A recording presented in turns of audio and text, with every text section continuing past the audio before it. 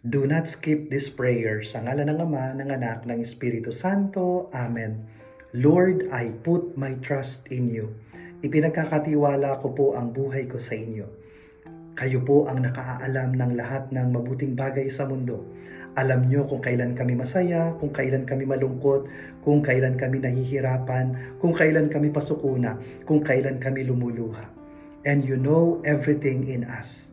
At Panginoon, alam po namin na marami kaming mga kahilingan, marami kaming mga kagustuhan, subalit ipinagkakatiwala namin ang lahat sa iyo at ang iyong kalooban ang masunod, hindi ang aming mga kagustuhan.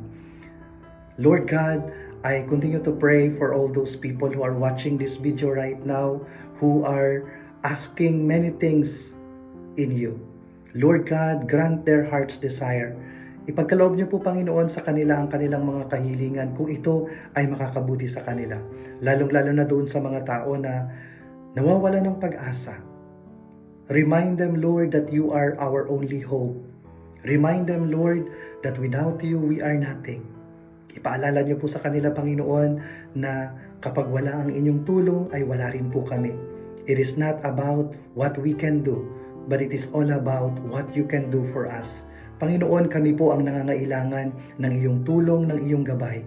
Dahil kung aasa lang po kami sa aming mga sariling lakas, kami po ay hindi magtatagumpay. Kaya Panginoon, bigyan niyo po kami ng mga grasya na aming kinakailangan upang kami ay magpatuloy sa aming mga buhay.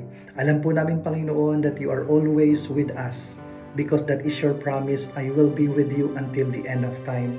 Lord God, we entrust everything to you. Ang aming buong pamilya, ang aming mga kalusugan, ang aming mga kapatid na nag-aaral, ang mga tao na nahihirapan sa buhay, ang mga tao na may karamdaman. Bigyan niyo po sila, Panginoon, ng mga grasya na kanilang kinakailangan para sila ay makatugon at maipagkatiwala ang kanilang buhay sa iyo. Panginoon, we trust in you. At nawa, Panginoon, i-consecrate mo ang lahat ng mga tao na ang kanilang mga puso ay ipagkatiwala nila sa iyo. Lord God, we pray for those people who are in dire need of your mercy, in your compassion, and in your grace.